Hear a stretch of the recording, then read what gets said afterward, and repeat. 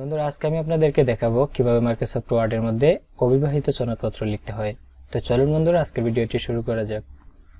প্রথমে Microsoft office ওয়ার্ডটি open করে নেবেন এন্ড দেন চলে যাবেন ইনসার্ট মেনুতে। তারপর এখান থেকে চলে আসবেন শেপস এন্ড দেন রেক্টেঙ্গেল। তো এখানে আমি একটি ড্র্যাগ করে রেক্টেঙ্গেল ড্র করে নিচ্ছি।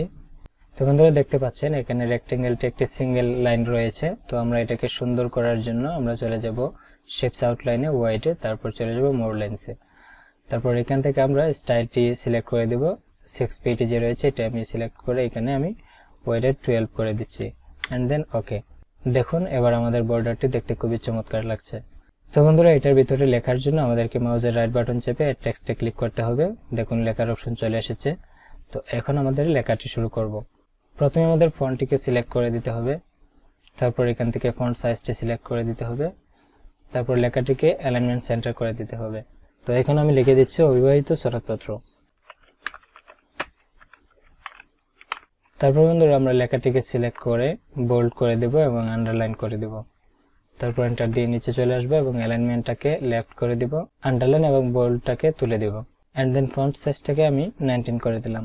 তারপর লিখে দিবেন এই মর্মে প্রত্যয়ন করা যাইতেছে যে নাম লিখে দিবেন। আমি ডট ডট দিয়ে দিচ্ছি।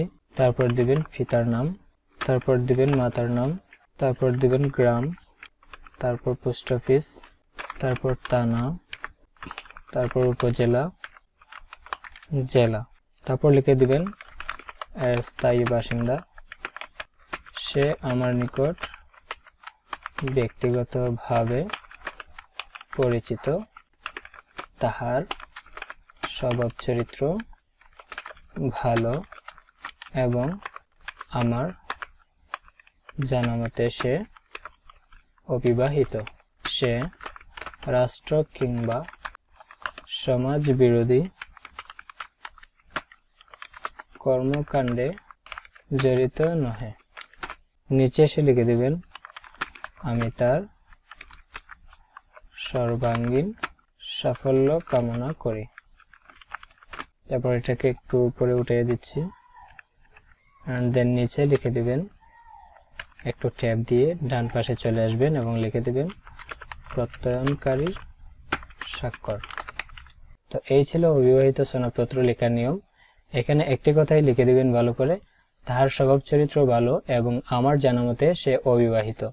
আপনাদের চারিত্রিক সনদপত্র বলেন, তারপর প্রত্যয়নপত্র বলেন, কিন্তু এখানে আপনারা যে লিখলেন তাহার স্বভাব চরিত্র ভালো এবং আমার জানামতে সে অবিবাহিত।